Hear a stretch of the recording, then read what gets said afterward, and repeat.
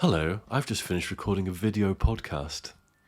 It's with Dan Maher, who's a lovely, lovely boy. Dan Maher's from Explosive Alan, the video production company. He's belting and we chat about all sorts of stuff. Because we're both late 30s/40, I think Dan's 40 now. We talk about the past for a bit. But don't worry, we'll keep it interesting. We don't bore on like two old bastards. And we talk about the future, because there's a bit of VR chat. But, you know, it's a standard games chat ramble. It's really good. We had a good laugh. I'm not going to say it's really bad. It's really bad. Don't watch it. Watch something else. Stick a dislike on the video. Here's Dan. Bye.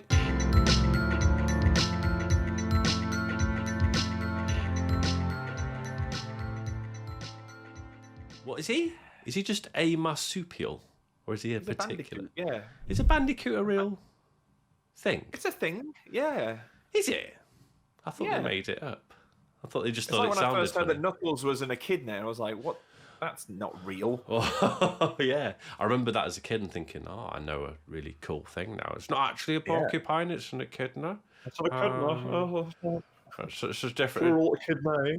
Echidna, yeah. I was in the field and saw a few echidnae, actually, this afternoon. Just frolicking. Yeah. Yeah. PlayStation either had the choice of, slightly B-list Mario Sonic wannabe or like futuristic hover ship. It's our lovable mascot. Just Futuristic hover ship. Phizar. Yeah. Hi, I'm Phizar. I went back to so I got my PlayStation 5 recently, and I got the Crash Bandicoot Insane Trilogy as part of the free sort of PlayStation collection. Because I hadn't really played them. I remember playing them on the original PlayStation and not really liking them. Being a Mario kid, I thought they were just fairly ugly, shallow games. And I thought, oh, I'll revisit them now they've had this graphical overhaul. And I'm like, no, I was right. Yeah, I mean, I've been a PlayStation boy for a very long time. Since the one, I got the 1, I got 2, then I got 3, then I got 4, then I got 5, like that in a row. And I mean, I hate Crash Bandicoot, man. I hate that. Just, I don't know what it is. It's, I mean, it's well put together. I can't argue that, but I don't like him. I don't like the way it moves. I don't like the TNT boxes. I don't like collecting apples. I don't like the bit with the boulder. I don't like the music. It's just an irritant. It's an irritant that's boring. I don't know, but it's quite. Well, I don't know if it's. I was going to say it's huge. I think that's an overstatement, but it's big enough. It's very popular. There's a certain generation who were very much like that was their exposure to platformers, and so that's their benchmark. But I find them just deeply inelegant, and I don't know. There's just something about them that just lacks that precision and the charm and everything I sort of equate with a decent platformer. I'm not just talking Mario. I'm talking things like Rayman or Super Meat Boy or Celeste or there's a wealth of really beautifully made platformers, and Crash never did it for me. I got the Spyro collection for my daughter because she's dragon mad, and I've had more fun with that. Yeah. But it's still clunky as fuck. Yeah, there's a lot of that clunky pit. I wonder if it was just that sort of not translation. What's the word? Transitional. Transition. Thank you. Transition to 3D and just like working out how to do that. Because to be fair, the things I did enjoy that were 3D, like Tenchu. Yeah. I mean, God, I love Tenchu, but I can't defend how clunky it is because it is fucking clunky. But there was something about it, and maybe that's the thing. Like the age I was at, I was just maybe a little bit too old for the cartoony sort of Crash thing. I'd gone through the Mario, and also, like you say, your previous experiences, things like Mario and how well that played, and so you come into that and you're like, what the hell is this? I'm not interested in it anyway, and it's not fun to play. No. And anyway, what should I do? I'll load up Tenchu, and you're like wrestling with that camera with no camera, with no stick. We forget no stick for a camera, right? Just sort of going, and then sort of dropping down behind someone, and the sword just misses. And you've been doing that level for like what? I don't know, 40 minutes, and then you fuck it up at the last guy just because the hitbox is bad. And he goes, "Hey, hey!" And everyone's like, you get a shit rated, and you muddle your way through, and you're like, this is a great game. I love it. What a perfect game. With no, I have no criticisms whatsoever. And you think, well, maybe it's just like the folly of youth, though. But that was brilliant because at the time it still felt magic, didn't it? I got a PlayStation and got Tekken and did the demo disc with the T-Rex, and everything felt so new and incredible that you were so happy to overlook the jank. Yeah, it's funny how much you buy into. You don't realize you sort of subconsciously buy into the brand. That people always sort of make fun of, the brand wars between people and going, Sony won this one and Xbox sucks and Xbox is the, but there is that level of the companies like building an aesthetic for what they are, and that's what you buy into, right? And that's kind of what PlayStation did. I was at that age, I guess. I was hitting like 12, 13. I want something a bit more cool and grown up, and all the polygons were fucking sharp as a knife anyway, weren't they? They were like like that. Yeah. You cut yourself and everything in the game, and it was like ninjas, and it was like speedy ships and cool music, and so it just kind of hit at that right time, I suppose. Just ticked all the boxes, didn't it? Yeah. I was sort of getting into I was at peak sort of anime manga fanboy at that point. I was reading I'd been reading a lot of Superplay. What's Superplay? Superplay was the Super Nintendo magazine of that era. It was Futures. It was Futures Super Nintendo magazine. And a guy I've been talking with recently, actually, Will Overton, did all the cover art for it. And it had contributions from people who were very big on the scene at the time, but it was all completely alien to me. I'd kind of been introduced to it through Akira. And then they had features like Peter Molyneux went to Tokyo. Here's his experience in Tokyo. Oh God, I want to see that. Yeah, and it was about him buying a Toto toilet seat that heated up and had shot jets of water at your gooch and stuff. God, I need to see that. Molyneux buying a Japanese toilet seat. Yeah, so it was all this stuff, and then they reviewed all the import games that were based on various anime. So it was my first introduction to like Dragon Ball Z and all this stuff that was just unavailable over here. So it all seemed so magical, but I was just so into that aesthetic, and so off the back of that, and reading things like Meme Machines as well, which always had beautiful, color spreads and beautiful, beautiful screenshots as well that just made the games look like $1 million. Yeah. I just was really in love with that aesthetic, and so even around the PlayStation era, the kind of early days CG, you look at like the original Tekken CG and stuff like that. I was just like, it's a bit uggo, isn't it? And I still ultimately bought into it, but almost as a stopgap while I was waiting for the N64. And so, I was reading. There was a magazine called Maximum. I don't know if you remember it. I think it only ran for about 7 issues. But their policy was like, we're only going to write about games we like, and we're going to dedicate about 17 pages to each of them. Oh. And it would be like, here's an 18-page spread on Darkstalkers or something. and it was just, oh yes, please. And it was just, and it would just have all the beautiful artwork and sprite art, and I just love the cleanness and the crispness, and the whole aesthetic was just what really sold me at that point. So I was less into the grit, that you were craving in terms of I want the fast cars and all that.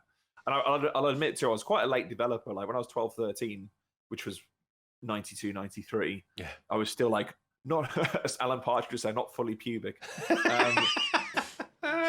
So I didn't have that. It's an exclusive. You heard it here first. I'm not fully pubic. I just wasn't. I just wasn't craving that sort of good bloke stuff. Yeah. I was still sort of Mortal Kombat and stuff like that had its appeal because it was so verboten. It was like, ooh, blood and gore. I shouldn't be seeing this. Yeah. But by and large, I was still like, no, give me Twin Bee adventures. Stupid Konami shit. I was all about. I wanted turtle tournament fighters. I mean, there's nothing wrong with that. That's belting. Hell no. I think Turtles is one of those it's almost like a tweener. It's a gateway, isn't it, into that, because it's still got a cartoony element, but you've got your swords and your nunchaka, and Shredder, and he's got lots of sharp bits on him, hasn't he? It's just that it was a gateway actually, because when I discovered that this cartoon's actually based on this like graphic novel series, which is by parts absurd, but also this sort of homage to Frank Miller and ultraviolence. I was like, that sounds amazing. So I sort of found these. They collected the original comics as these 4 sort of collected editions, which I still have in my living room. And I was like, these are the real turtles, all red headbands. You can't tell them apart, except for their weapons and their personalities. Shredder dies in like the first issue. Yeah. All this shit. Everyone's getting stabbed, limbs cut off, and I was like, this is the turtles. Not hero turtles. Come on, kids. Get over it. I think that was my first taste of what it is to be a hipster. The kind of like yeah. Sorry, guys. I think you'll find. Enjoy your watered down turtles, your diluted squash of a turtle. I will only accept the Eastman and Laird originals, not this diluted. This weak orange squash version of my turtles. It's funny because that's something I like. I only recently found out that the comic book path, the way they've sort of diverged, is that I don't know comic book etiquette, so I don't know whether I'd be spoiling things, so maybe I shouldn't. But it's very much. There's the canon. If you really care about Turtles canon, please move 4 minutes ahead. But in the comics, everyone except one of them is dead. Oh, at the moment, really? Oh, right, there you go. Sorry. No, it's all right. Like all the turtles are dead. I'm 40 now, Gary. Okay. Well, it still might matter to people. I'm still kind of into them, but not as I was 28 years ago. Well, apparently all of them except Michelangelo is dead, and he's wandering the city like a Ronin, like doing his thing, which is pretty sick. And then they said they're going to do that, but they'll keep the other the other storyline with all the turtles alive, and the coloured headbands, and they're having a good old laugh. Don't worry about it, it's fine. Having a lovely laugh with their pizza. Having a good old laugh. They actually don't even eat pizza in the comics. It's no. The Japanese rice dish natto is what they have, and because they, you think they keep those physiques with pizza? Come on. Think about it. Exactly. But I do love that idea that, like, when you get to a certain age, you go from soft round things that you're interested in, like Mario and Kirby, to like the angular, and then the PlayStation brought in the angles and the sharpness and the blades and the violence and the passing over. And the turtles are the gateway, because the turtles are sort of lovely and round and soft, but they have spiky bits. And then Shredder's got his spiky bits, so it's like that's the bridge, isn't it? You've got a bit of spiky here and a bit of round, and then shapes in media and how they. I've never really thought about the geometry of. Me neither. Before, but there's an article in that. But yeah, I remember. I had no idea about that kind of the world of comics at all at that time. Like how did you? Where did you grow up? Because I grew up in the countryside, in a little sheltered hamlet where you couldn't get anything at all. Which I loved it. But being, for example, if he's brought it up again in the 3rd episode, being a fighting game fan, I would have loved to have had a scene when I was a kid, or even like early 20s, where I learned how to play properly, so that I could be like a really, really. I mean, I'm not bad, but like really into it and really into that scene by now, because I've learned that murky arcade world, and had like a little pocket of people. But obviously, I was literally in the middle of fucking nowhere is where I grew up, so there was.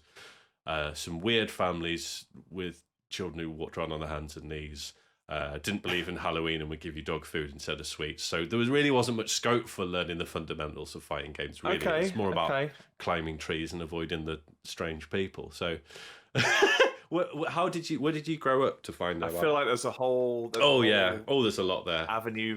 Oh, the countryside. Very Royston Vasey. The dog food thing. Oh, yes. Very Royston Vasey. New road. Yeah, it's very much that. There was one road. But so, I mean, how did you find that? Like, the one thing I remember is my friend had an older brother, and he had manga. he had Guyver and Akira, which I can see behind you, and Vampire Hunter D. So when he was out, we would stick those in the VCR and watch them when nobody was in, and have a bit of a go on that, and use his brother's Warhammer stuff, and all that kind of thing. So it was just like borrowing older brothers' cool stuff to get into, right? But that was that was the only way I found that stuff. But I wouldn't know how you'd find the comics at the time. Like, how did you?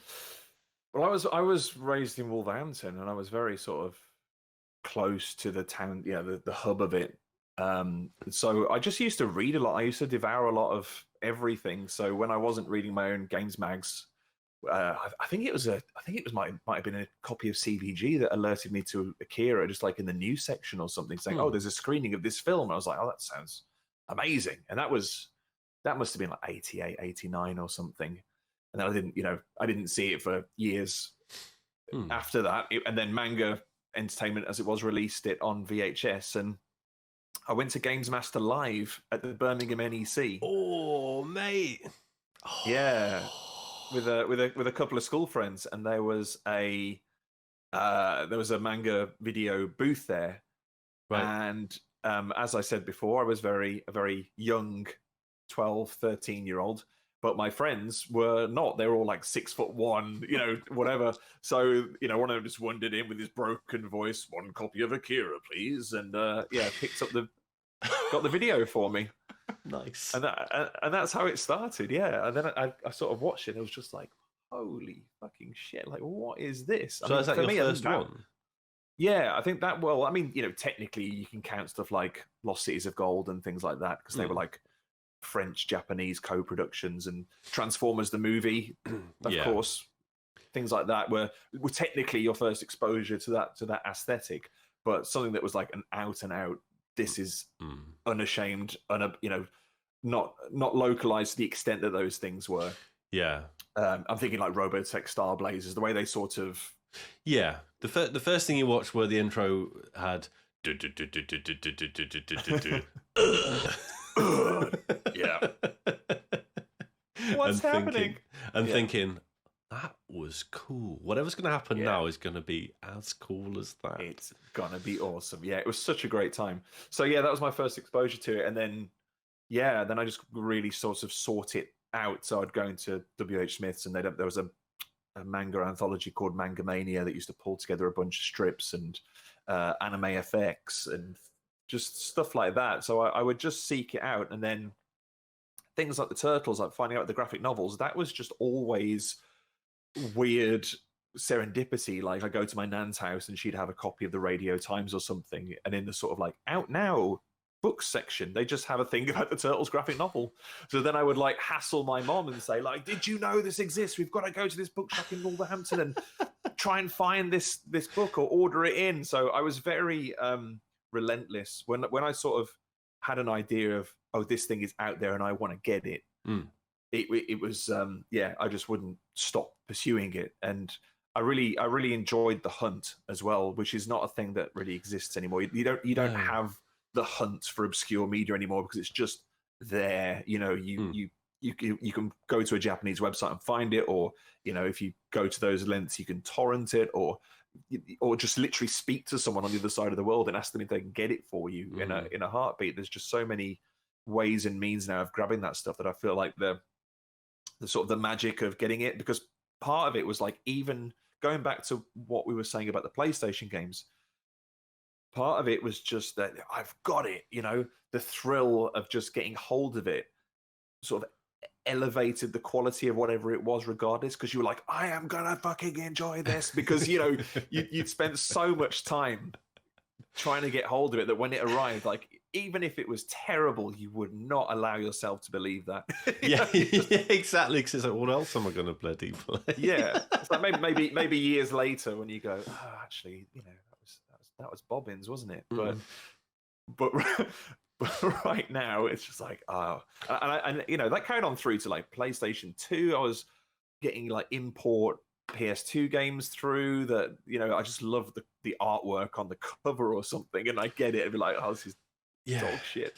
That discovery as well, just like just seeing something. Oh God, that takes me back even farther to like Commodore 64 and the getting the game from Macro. Do you remember Macro? I don't remember Macro. Yeah. Do you remember that? And the weird Software City was our local one.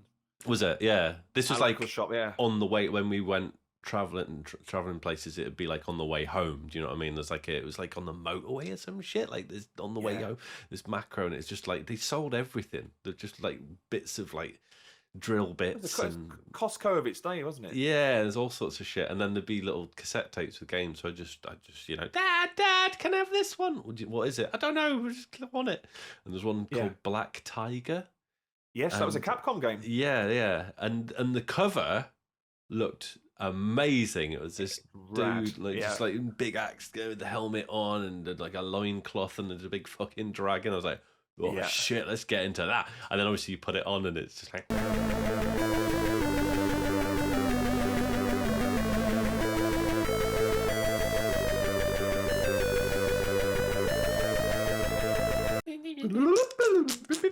Yep. It was quite fun, but it was it was not representative of the final product. No. Talk about people complain about downgrades these days. You should see the fucking... Yeah, it was. I think US Gold published a lot of the Capcom games, and they did do very good airbrushed covers. Yeah. As was the fashion of the time. Mm-hmm. The airbrushed game cover. I don't know how much of it was. Yeah, I don't think much of it was sourced from Capcom. They tended to sort of westernize the art or whatever, but yes, like just put something cool that's going to make people want to buy this on the front, sort of thing. I don't even know if there's a dragon in the game. I don't know. There might have been, but maybe not. Is there even a black tiger in the game? No. You know? We call them panthers where we come from. Yeah, it's one of them black tigers.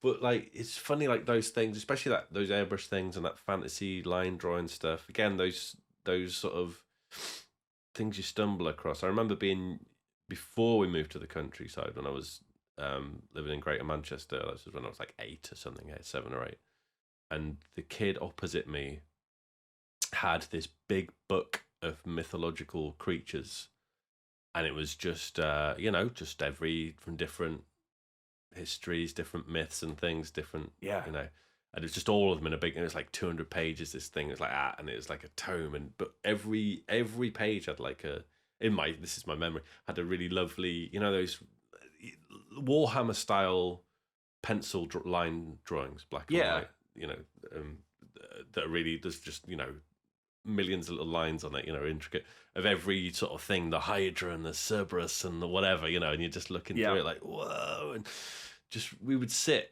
this is such a northern tale, we'd sit on the pavement outside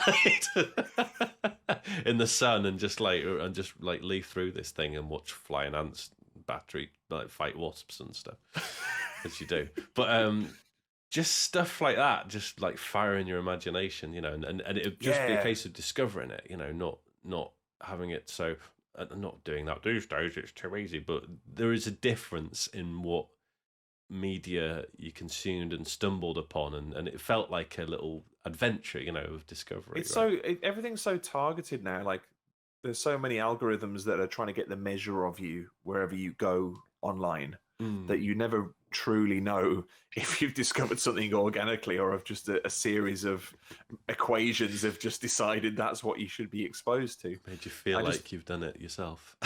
I just don't know, like, how my kid is going to find, their thing, like how they're going to stumble across it. It's just a different way, and they've just got so much more. It's so readily available to help them make up their minds. Like, in some cases, you had to sort of commit yourself to a single path because it was either too time intensive or expensive to experiment. You're like, okay, this is what I'm into. I've got to stay into it now because I can't afford to be into anything else. I haven't got the time to be into anything else. Yeah. But yeah, that Book of Monsters, I had a similar one. It was a slimmer volume. It was like, it's hardback. I think it was like the Usborne books or something. But I just remember it being about different mythological beasts, and the one that always got my attention was this. It was like a Hydra-like beast. I don't think it was a Hydra, but there was always this picture of a knight in sort of spiked armor, sort of hacking their way through this many-headed creature, and every time it cut off a head, it grew another one. Yeah. And it's this really, for a kid's book, it's this really graphic, bloody night, like hacking heads off this creature, and you're just like, yes, Love it.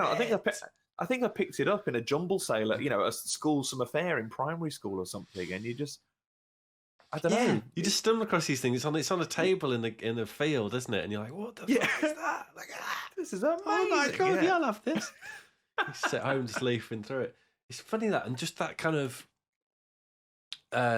fascination with the violence in these things, and like, remember proper old man talking about, but we're on it now. It's fine.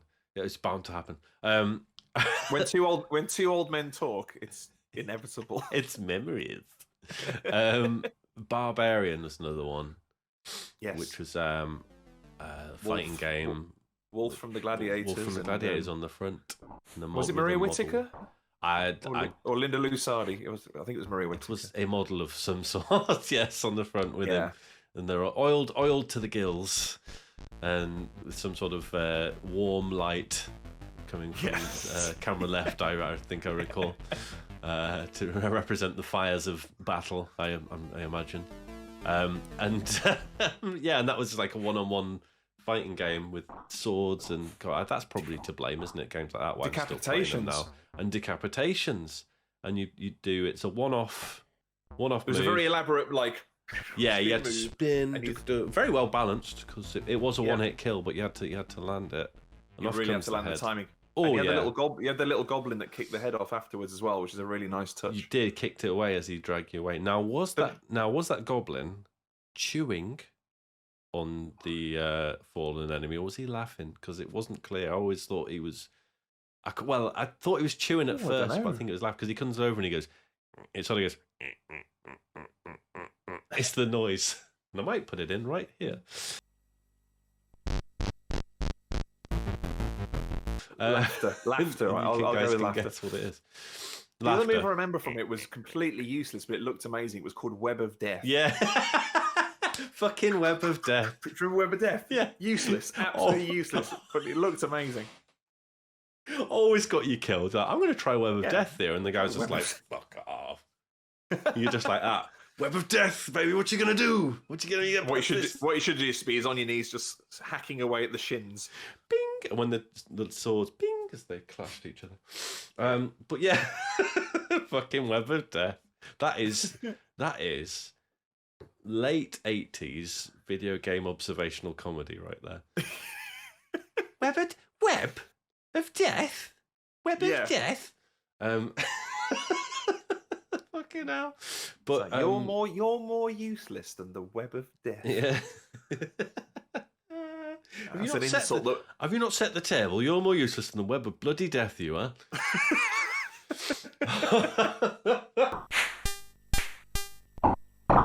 Hello, it's me coming to you in the middle of the episode as I edit it to tell you that I've cut a big chunk out here because I went on about old games for so long that I started to bore myself.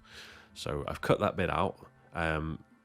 All you're missing is me talking about Dark Seed on the Commodore 64, which is not something you'll miss.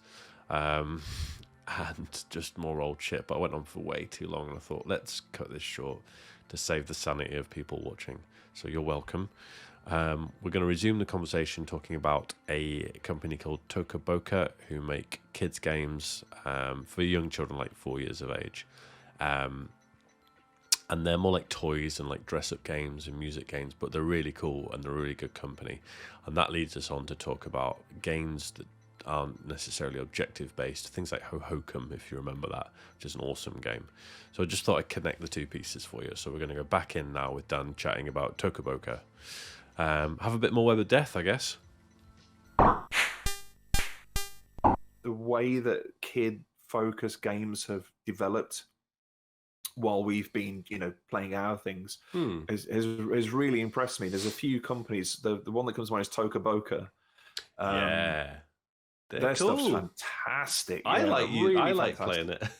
Yeah, and they've got so many. They've got sort of like proto Minecraft stuff. They've got something that's very similar to Mario Maker, but very much more open-ended, no objectives, just build these worlds. And she just goes off and makes these things. And there's one called, I think it's called Ghost House, which is just a brilliant sort of exploratory one where there's no instructions at all. You just go around this house, loads of surreal shit happens. And when you've sort of figured something out, you get a portrait on a wall, and that's how you know whether you've done something correctly or not. And so there's all of this is done, but completely wordlessly, and I think it's fantastic. It's I think a lot of modern games for adults could stand to learn from that sense of like, oh, you don't need to tell someone specifically this is the objective and here's your waypoint marker and all this stuff. It's all a 5-year-old was able to figure this out. I was invited to do a panel as part of a Soho Arts thing once. I have no idea how they got hold of me, but yeah, it was Ricky Dick and Shahid, who was then at Sony. Shahid Kamal, who was they both make up Honey. Is it Ricky and Dick Hogg that made up Honey Slug between them? I think it's just Ricky, and I think Dick was just providing the art at that time. Yes, that was it. I think. And then Shahid was like the guy that kind of brought when Sony were doing much more of an indie drive. He was really at the forefront of bringing the indies to PlayStation. And it was really interesting. I don't know what they made of me. Shahid in particular seemed quite sort of like, "Fuck are you?" I got that vibe from him. It was like, "Who are you to be qualified to do this?" But it was civil enough, but I haven't received any Christmas cards. No, so. But yeah, I enjoyed doing stuff like that. I went through a whole phase of being invited to do panel stuff, and I really liked it. And I wish I could do more. But I think what happened was that as I fell out of the games media, because I was getting it obviously at the peak of Xbox, right? And post Xbox, when I still had some currency in that regard, they were getting me on. But I hosted a panel of games writers at Gamescom, which was Shuhei Yoshida from Sony and David Cage from Quantic Dream, David Cage, and a bunch of others, and it was great. I loved doing them. And then I think 2 or 3 years in, when it was like clear that I wasn't making any videos and I wasn't doing any sort of games media, it was starting to then go to influencers and people who are just a bit, I guess, louder and more prominent than I was. Just speak more loudly. I'm just not a big on the self promotion in that regard. And I was sort of running Explosive Alan and doing my thing, and I still do the odd voiceover for digital conferences and things like that, which I love doing. But everything now is really based on your social outreach and your social currency. And I've got my sort of core group of people on Twitter who've kind of stuck with me, but I've left Facebook, I've left Instagram, I'm on TikTok for professional reasons, but I don't post anything on TikTok. I'm just not really interested in it. Like, I haven't got time to Twitch stream, to be honest. Like, in the time that I have to game, I don't want to share that experience with anyone else, to be frank. Right, okay. Yeah, I've just got that thing where it's like I have had experiences of streaming where I like the fact that people are chatting to me, but then I find that I've become very self-conscious about how I'm playing, whereas I really like to just mess around, make my own mistakes, to the point that I think other people would just be frustrated watching me. I'm not playing for other people's entertainment, I'm playing for mine. So yeah, I just don't think I have any relevance anymore. Well, it's within a certain view, a certain lens, for sure. I think streaming's interesting because there are games that I think just aren't streaming games. They don't work like that. And as you say, like, you don't want to feel like you're pottering about if people are watching. You don't want to feel like you're wasting their time. Yeah, exactly. It's like, interesting. Games are a waste of my time. Yeah, no, that's why you're here, letting your time be wasted. It's your choice if you want to tune in and watch me do that. And there's certain games, as I say, certain games that lend themselves, as we know, to lend themselves better to streaming, and things with more chaotic elements, or things that were. But that's it. Then you fall into this trap of suddenly becoming a bit, I guess, more strategic about what you decide to play, whereas I very much flip between things and play things out of interest. And I think the more that you become a professional streamer or serious about it, you start to second guess yourself and start thinking, oh, what's the benefit to the audience of playing this, as opposed to am I just going to enjoy playing this game? So I just haven't really delved in. I got as far as getting this microphone. Yeah, well, and that's as far as my you're ready. My journey into streaming went. Yeah, I've been doing a bit of it on and off. I do enjoy a bit of it, but that's more because of changing how I put things out during lockdown. Basically, can't take photos, replace it with a little bit of this and that. And also, my main job right now is the girls and putting them into school and back and sorting them all out and that kind of thing, which is fine because they're lovely and it's great. But I'm just so that's something I've been sort of pottering about with for me, finding things that work on as a stream and just having a laugh, things like that. I played like Spelunky 2 and there's nice indie game called Teardown. Did you see that? Yes. That came around. That was a perfect one for that because there's very free chaotic elements in that and and things that can happen and you'd have to kind of manufacture oh my god guys and it's there's a bit of a laugh just to do on and off really. But so you've been making stuff with with Explosive Island in lockdown. Yeah. How's that been in terms of making how you've changed what you do? Because you did a lot of on location sort of stuff before, didn't you? We did a lot of studio work. We were very lucky late last year to work on the PlayStation 5 launch content, which was in studio.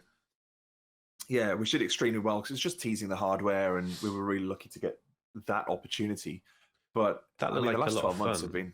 That looks sorry to jump in. That looked a lot of fun with the. You sort of had filming, macro filming of it of the console, didn't you? It's all about what it looked like and rolling down really really poring over the details, just the fact that all the symbols are near microscopically etched into the body of the controller and things like that. Yeah, loads of just wonderful attention to detail stuff. I mean, I had nothing to do with it because it's very production heavy, and I'm very much creative and pre-production and development side of things, and that was very much a done thing. But we were lucky to do it. But the last year has been like a real mixed bag. Obviously, we've done a lot of editing work.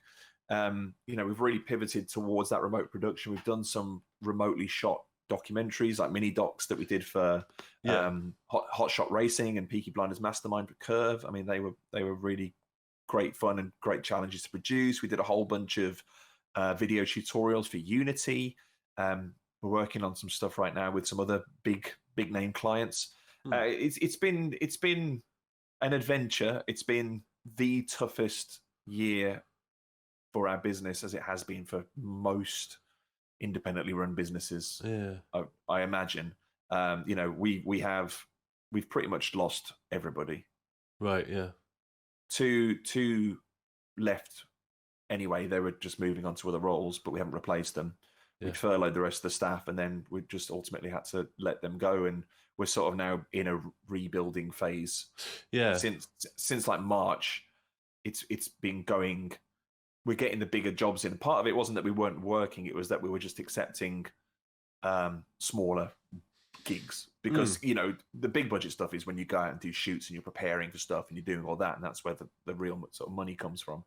And so it felt like we were doing a lot of work, but we were also juggling homeschooling and home parenting and all these other things. And it was just really bloody hard. And so I feel like we're coming out the other end of that tunnel now, and we've got fun projects to do, and hopefully stuff that will take us on location again very soon, and stuff I really wish I could talk about and can't right now. But I was going to say, you get into the plugging section of the pod, and we can't. Yeah, it was like that when I did the scripting for Astrobot. I had to sit on that for about 5 or 6 months before I could say, "Hey, I wrote that." Oh yeah. So how much did you do with that then? Pretty much. I mean, it's not a very text-heavy game, let's be honest. But was that your first experience of that sort of thing?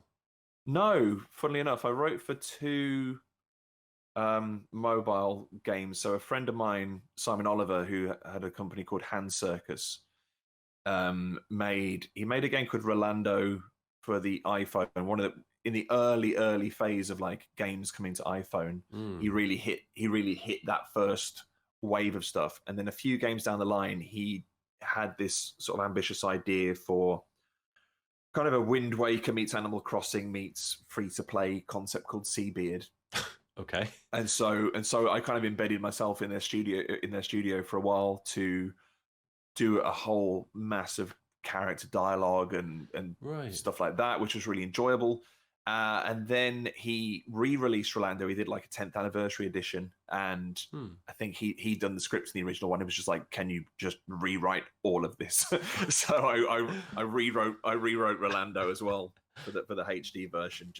I couldn't sort of fundamentally change it. I just had to take what was there and just rewrite it to make it sort of punchier and funnier. So I did that. And then I hadn't really done much after that, but that's definitely I've noticed people say wheelhouse a lot now, so I will say wheelhouse. It's my wheelhouse is not so much developing backstories and lore and stuff like that. I'd like to, I'm the guy you get in if you want to just improve your dialogue and make things funnier or snappier, or just have a bit more personality to it. So I've got a couple of I've got Astrobot's actually helped me get a couple more projects of that ilk now from people. Yeah, so they're the two things I can't talk about that I'm working on. But do you find it useful that you've got that sort of deep knowledge of games to bring that to what should be in the writing? Because I think that's something that's always missing. I think that's something that I personally think a lot of that, even the really massive, your big AAAs, a lot of the dialogue and a lot of the story is kind of separate to the game. You just kind of stop to watch a bit of story and then you carry on playing. That's kind of still very much the format in a lot of things. Yeah. Case in point, I'm really enjoying Outriders at the moment. I think it really has this like mid to late 2000s vibe of cover shooters, which were really at their peak around like early 2000s, late 2010s. Things like Binary Domain. I think Gears of War. Let's be frank, Gears of War is excellent. Stuff like that. Of course, 50 Cent Blood in the Sand, as my regular Twitter followers will know, I'm a big fan of. I just think that sort of genre hit its peak at that point, and this is kind of it's like a superhero shooter disguised as a cover shooter. I recently did some work at Square, and one of the guys there was like, this is one of the games where I'm still playing it after I've done all the product marketing for it, which is a rarity because you're usually sick of the sight of games. And he said the biggest sort of misunderstanding about that game is that it's not a cover shooter. The cover is there for the enemies. They're hiding from you. You've got to play it aggressively, because when you kill, depending on your character type, you change your strategy based on what gets you energy. I'm playing like a tank, and that's all about close-up kills, and you get energy for close-up kills. Right. So you're constantly running around, walking around cover, shotgunning people, slamming people down, charging into them, and just generally trying to keep yourself topped up. Because if you try and hide behind cover, you just get absolutely bombarded. It's not about that at all. But that game is very arcadey. It's fundamentally just go to an area, shoot a bunch of people in a really satisfying way, move on to the next area. But they've dropped in so much lore and collectible notes and cut scenes, and it's so unnecessary. I guess you need it to sort of just progress things, but I'm just like skip. I've learned nothing and I have lost nothing from skipping through this. I can tell exactly what needs happening from the next line that's just appeared as my objective. That's like all I all I care. I was like, where is the next thing to shoot? So many games are so wrapped up in that. What's refreshing about one of the projects I've been asked to do is they're very aware of that, and they said, everything we want to do needs to be explained in the context of dialogue while you're playing. Right. And you have to fill in the blanks or figure out things from that, which is a very Overwatch way of doing things. The only way they've dispensed lore is through other mediums, so like an animation or a comic.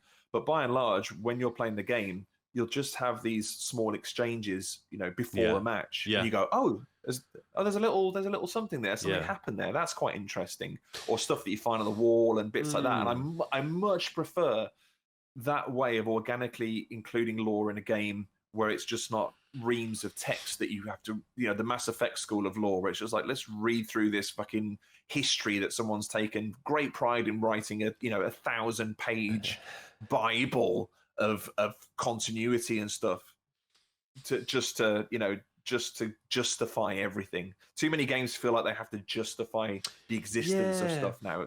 It's like it's odd. It's like that's the real big kind of sticking point I find at the moment with a lot of stuff, a lot of lore and that kind of thing. Like even there, like saying in Overwatch, it's I've played it since it came out and I've got no idea I'm not bothered. It's about what's going on. I just like how it plays, and they have kind of made it. I go, fair enough. It's optional. They've put it, as you say, they put it in other media, which is kind of an admission that a lot of the time this doesn't work during gameplay. Yeah, and it's largely irrelevant as well because you can't. It's not like you can't have a team that are made up of the baddies or Talon or whatever they're called and Overwatch together, which makes no sense in the context of the lore. It's like, oh, Widowmaker, who fucking hates everybody, suddenly like cooperating with Tracer. Like it makes no sense. It's just there if you want it. Yeah. And I love that. My favorite thing was playing Street Fighter 2 World Warrior on the Super Nintendo and just watching the attract mode over and over again. So it would bring up the profile of someone, tell you what their birthday was and their fucking blood type. Oh, Chun-Li's blood type. Oh, I think that's useful. Oh, I've got the same as her, so if she ever needs a transfusion, I'm ready for her. Yeah, I'm ready for you. I'm ready for you, Chunners. I'm there for you. Oh God. Giving Chunners a blood I love fighting game lore because it's so irrelevant and so, secondary to everything else. But it was so much fun, like Tekken storylines and King of Fighters storylines and all that stuff that existed on the side, but none of it had any bearing on the game whatsoever. You might have in King of Fighters, Iori and Kyo would have a little exchange completely in Japanese, and you'd be like, oh, there's something there. There's a rivalry there. I like that. Yeah, Moitoro, amazing. Starting the match and they did that in was it Alpha 3? They did loads of that. Street Fighter Alpha 3. Yes, they started doing it by like I think SF3 and Alpha 3. They really started having these little exchanges. I love that stuff. Like what's interesting is like I definitely don't care about the lore and like the ins and outs because it's just like a lot of this stuff is just it's just really really pulpy, like the definite the zenith of pulp, right? And but it's the character with which you imbue your characters. And that's what's so really much more lovely. Important. Yeah, like, and that's so what you get in a fighting game. Like, I won't play a character I don't like as a character or doesn't have an appeal, even if I'm good with them or whatever, because there's that sense of character that you just get through the animation, through the art style, through the voice acting, and I think that's like the exception is like that's what games do the best. And the exception is if you're going to do a story, which I think it's a really good idea to do that. The story has to be the game. So, for example, a walking simulator, as they say, or something with a mechanic that unfolds a story, and it's more about the story than Mass Effect was probably a bad example that I mentioned earlier because it is very much driven by the story, and the lore of the world. But that's why I've never been that in love with it. Like I played 2 and I enjoyed it, and I enjoyed some of the dialogue in there. But to me, you're watching a film and then you're doing some RPG in between. I've always liked them and admired them more than other people seem to have really fallen in love with these characters. Because it was like, I don't know, I've watched most contemporary TV and film, and it doesn't hold a candle to any of it. It's just like reading. Yeah, it's like reading one of those really chunky, hard sci-fi books and just having that thrown at you in game form, and you're just like, yeah, yeah. It's always been that struggle between the two. It's like which one am I doing now? You have to do one or the other, unless you weave that into what you're doing at the same time. Yeah. Which is where it's difficult. Which is why you only tend to see it in indie titles and things like that, where it's a concept they've had from the start, and those are really cool.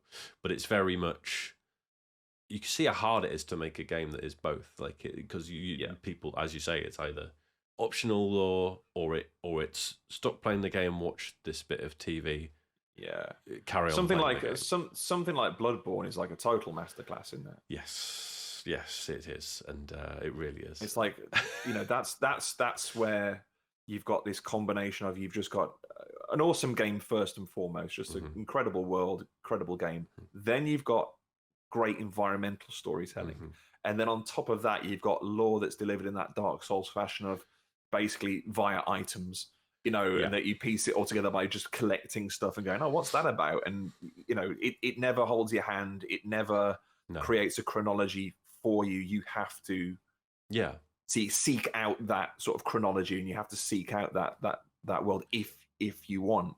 Yeah. But and then you discover that it's really, really fucking disturbing, and people are sticking eyeballs in their brains to see into cosmic dimensions, and you're like, this is amazing. It's really bleak, and it just makes. And then when you first realize that there's all these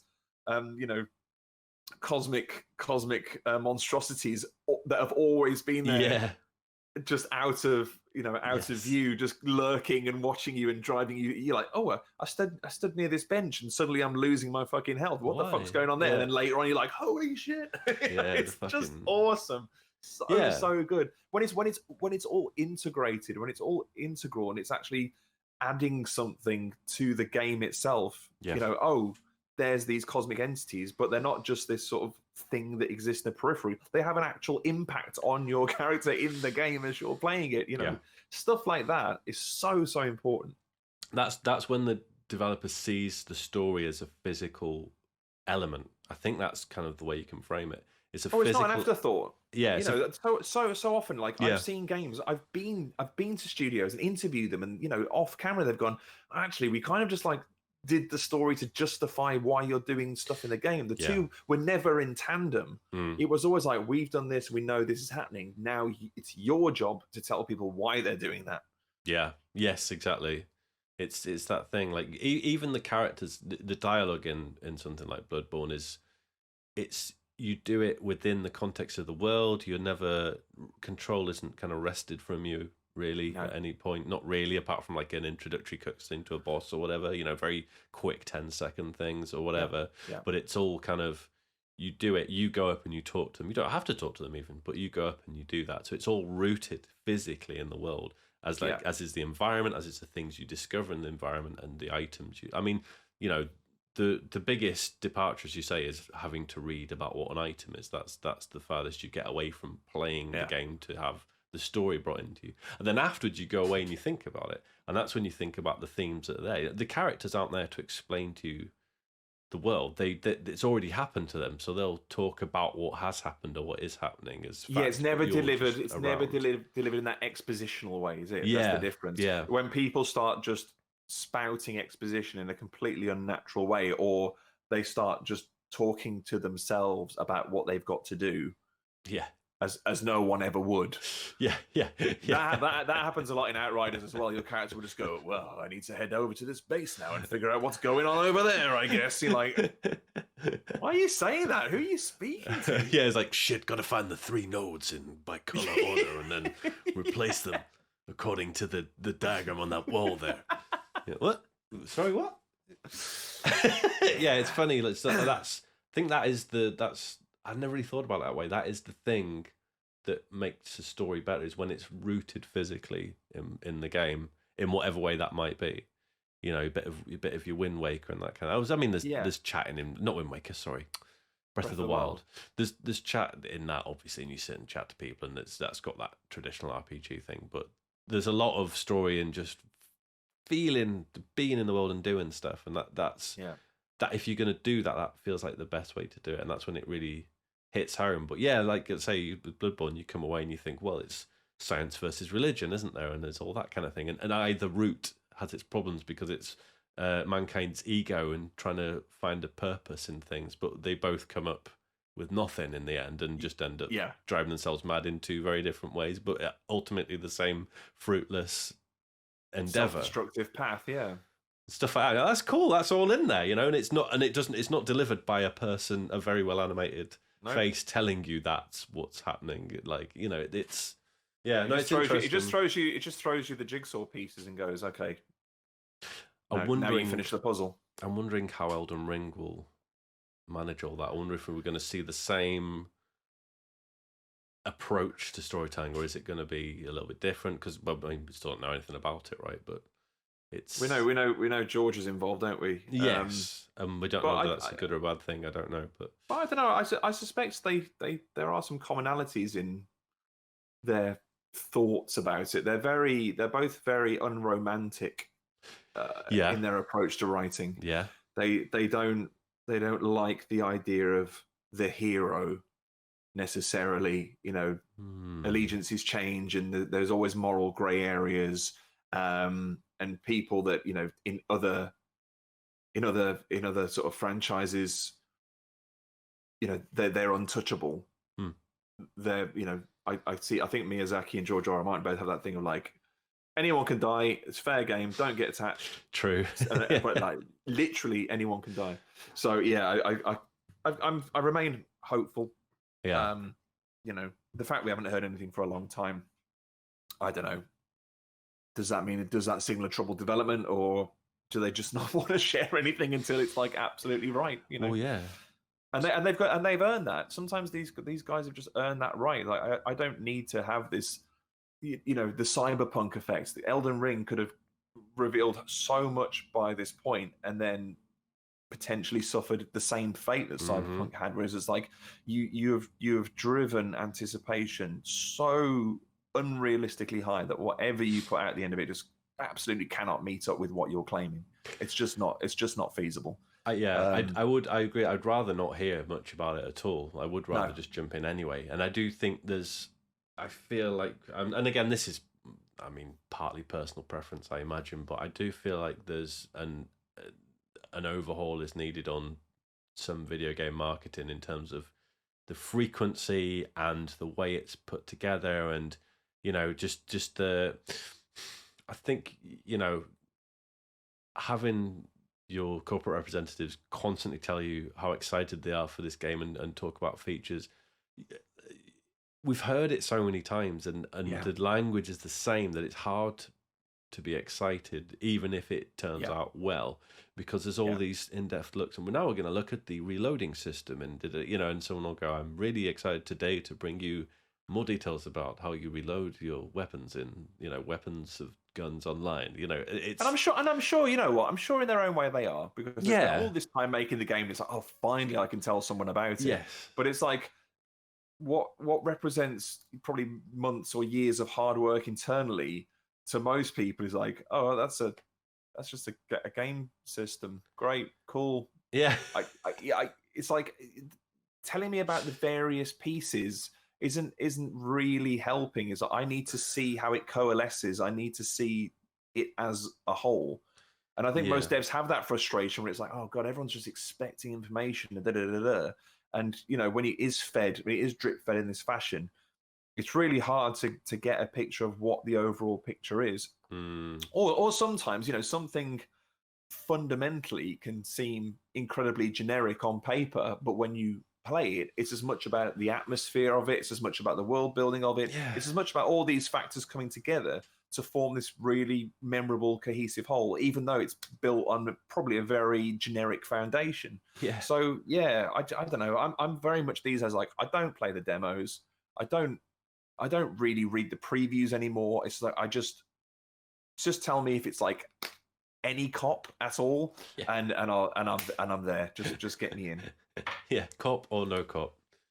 Yeah, there's very few games I'll pre-order these days blind. The only thing I've pre-ordered is Pokemon Snap, because goddamn, I've been waiting for that. Yeah, fair, that's fair. I've been waiting for that follow-up for a long time. It's like you'd have to try really hard to fuck that up. So I don't think I played the original. I love it. It's such a relaxing game that also has a surprising amount of depth, and they're making the right noises about the new one. It looks fantastic. They've really sort of obviously grown the number of Pokemon that are roaming around, but it still ultimately it has that very chilled aesthetic where you're kind of on one of these, it's a small world type rides. Yes, yeah. You're just on a rail and you're just like, oh, isn't this pretty? I want to throw an apple over there and see what that makes Pikachu do. Snap, lovely. And obviously with your photography credentials, it's a compelling, it's an enticing proposition. I'll probably be doing the same run about 40 times. No, the composition's not right on that. Especially if I can't stop. Especially if it's on a moving thing. I'll be like, oh, no. Right, start again. Well, the game tells you, that's the thing. You don't get to decide. It'd be like, oh, that's perfectly framed, loads of Pokemon. And you get your points are all based on like the composition, the number of Pokemon, the action they're performing. That's how it's all. That'll upset me. Yeah, you're like, you can't score that. It does not adhere to the golden ratio. What if I want to break the rules? Yeah. That's a great picture. No. One thing I did want to talk about, and it's kind of going back to our initial conversation about PlayStation and our ability to, I guess, appreciate the jank because of it being a new emergent technology. And that's that virtual reality. I recently came into possession of an Oculus Quest 2. Now. Through a very generous friend. It's not something I would have gone out of my way to buy, but consider me an absolute convert. And one, because of the accessibility of it. I had a PlayStation VR for a long time, and when I sat down to play it, it was magical. Like Astrobot Rescue Mission, I really enjoyed Blood and Truth, Moss, Tetris Effect, fantastic. But there was always this sort of barrier of like pulling it out of the cupboard, the tangle of cables required to do it, the fact that the Move controllers were just dated technology and absolutely the wrong choice of of controller for it. All these factors really created a mental barrier that stopped me playing it. Now I've got the Oculus. It is literally just stick it on your head. You get an external camera that says, you get kind of a virtual spray can. It says, draw your area, your free space. There you go. That's your room space. We will bring up a grid if you step outside of that space. No external stuff needed. 2 controllers that work incredibly well. Yeah. And most of the games on there are like janky as hell, but fucking hilarious for it. I was playing a co-op like zombie shooter where my friend's gun kind of disappeared into his chest and he wasn't able to retrieve it and all this other shit. But just the novelty, the sheer novelty of like looking across and there's your mate who's like a head and a floating pair of hands, waving at each other and doing the thumbs up, and you're climbing up and hanging off a thing and shooting zombies and all of that. It's just it transcends the fucking the jankiness and the sort of unfinished feeling of it.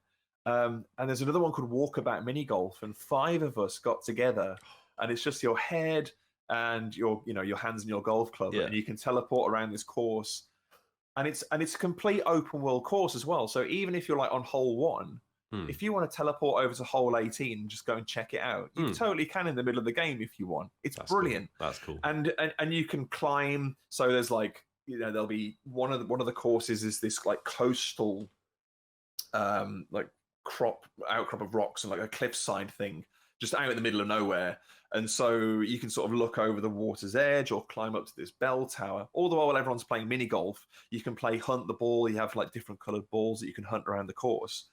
And you're not wearing headphones because it's all 3D audio within the headset. So you're just chatting to each other the whole time. So you're kind of present, the sense of presence and being around your friends. Oh, wow. And just having a round of mini golf is fucking hilarious. That's it's absolutely game changing. And I just thought, oh man, this is the first time in so many years where I felt genuine wonder at a technology. You know, as we did when the PlayStation first came around, as we did when the real age of 3D visuals and that sort of thing came along, and HD came along.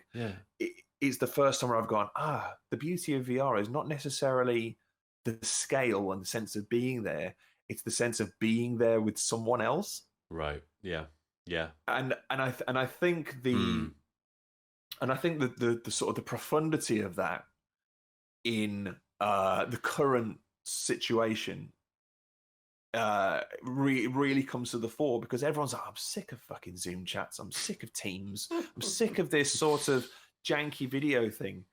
But the moment you're like in a fantastical space, or you're somewhere else with these other people, that sense of, oh yeah, you're there, is so much greater. We were fishing yesterday. We played this fishing game, which is made by a Korean company, and you go to these various Korean spots, and it's all photogrammetry. So it's sort of it's a hybrid of, you know, when you go into those 360 Google Map type things, and you're like, you're there, but you feel like you're in a weird like diorama, almost like thing. You're never quite there.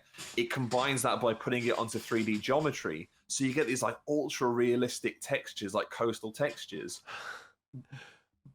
blended with, you know, with real time graphics. So there's the four of you all sat, like one of the maps you unlocked, you're all sat on wooden fishing boats just out on the water, surrounded by the Korean countryside. And you can just hear the water lapping, and they'll bring in a few environmental effects. Like one is like rain, and another place will have cherry blossom blowing across, or you're in a city and there's like fireworks. The most recent one, there was a murmuration happening like while we were fishing. Oh my god! And it's just magic. It's like, honestly, my wife is just like, oh, here he goes. She keeps sending me pictures. We've got one of those like home security camera things.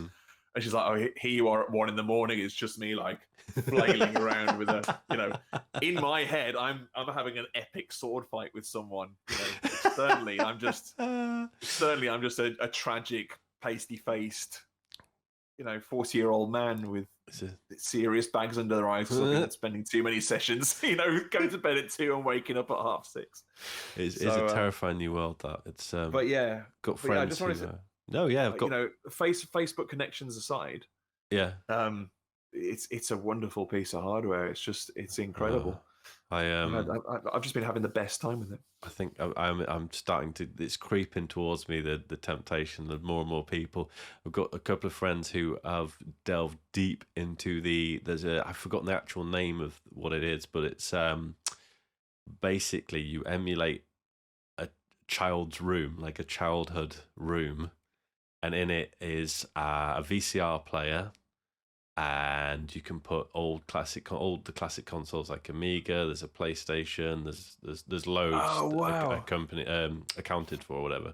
And you legally obtain the ROMs that you will get rid of after 24 hours with written permission from the original manufacturer. Yes, and as long as you got a copy of it already, a physical copy in the house. Yes. And you physically, you open your PlayStation, the button, you put it in, and it comes up on the CRT and the amazing. And it's got, it's basically a child's bedroom, and you can look out the window and there's the curtains, and you can change all the posters on the walls to whatever you want. And obviously they've just done very well, it looks like a proper poster, and you just change the texture on it and stuff, have what you want on those, and all this kind of madness. And there's the main one I've seen is a friend of the show, Andy Hamilton, who's built a huge archive of retro games, and he's put it into this thing now this thing's come, this virtual reality thing, and I think he streamed it the other day. But what he does on his stream usually is he's got all the back issues of CVG from issue 1, and he reads through them from like in the fucking 80s, and they're bringing the technology into this VR thing. It's not in there yet, but they're bringing in the technology to load that onto like a physical book or a magazine.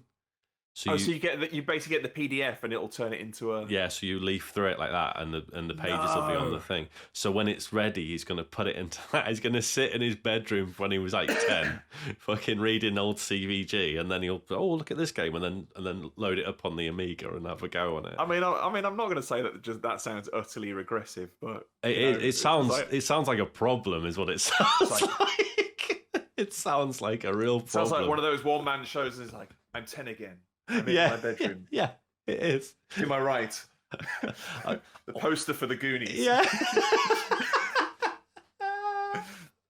In front of me, a plate of half-eaten crispy pancakes. Exactly. Oh my god. And my copy of Yours Sinclair. Yeah. I'm just worried that someone's not going to come out of that once they get in there. It's like, why would I come back? Why would I come back? That's both the thrilling and the terrifying thing about it. Is like we are really in the baby steps era of VR, and I'm already seeing the potential, and it's gonna be incredible. Like if it progresses, if it's allowed to progress, and it's still seen as a viable way of doing things, my God, we are in for a treat. But yes. I forgot because I don't have a PC decent enough to run that, because you can do the Quest Link thing. Right, yeah. And I remember you've completely reminded me that virtual arcade thing exists, because I remember sharing it with a friend at the time and going, you've got to do this. You have all the hardware. Why aren't you doing this? I want to do this. Yeah, it's on a matter of time. I didn't realise Andy was doing it. I'll have to check that out. Yes, have a look at it. It's very good.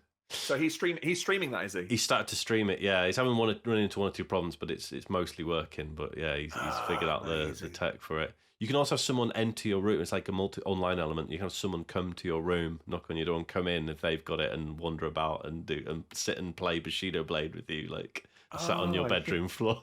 You can do a whole sort of Noel's house party. Yeah. Who's that? And you could literally put it on Noel's house party in the tape and stick it on the little side telly while you're playing bloody Rodland or whatever. Oh my God, no, come on. Oh, deep cut Rodland. Love it. Oh, Dan, so thank you very much. I'm going to let you get away. I've been chatting your face off. Problem. Please, I'm going to find the right place to put my fingers. Please plug your Twitter. Oh, I'm at Mr. Pointyhead. That's there. It's graphics. It'll come in later. It's technology. Oh, I see. Yeah. And it's called editing. Yeah, look it up, mate. Yeah. Post-production. All right. So it'll just be like, be there. Post. Yeah. So it's post means after. Right. So it's after you've done it. Not like what the guy puts through your letterbox. No. Yeah, I'm in post-production. Oh yeah, I'm a postman. There's a shit joke there. There's a dad joke there. Isn't there? Work for the Royal Mail. I'm in post-production. Post-production. Fucking hell. We've got a dad joke in, I'm pleased. And what about your lovely company? Oh, we're Explosive Alan. So we're not very active on the socials right now, but you can check out some of our work at explosivealan.com. Okay, there you go. What I did there was I added it and I took off the socials. Took it away. And then I added the website. And put it back in again. See, I think that's fun now. When I come to doing it, I was like, oh, I can't be arsed doing this. This is going to look very basic. Thank you very much, Dan. Please go and live your life, and I'll see you again. I will. Thank you so much, Gary. Bye.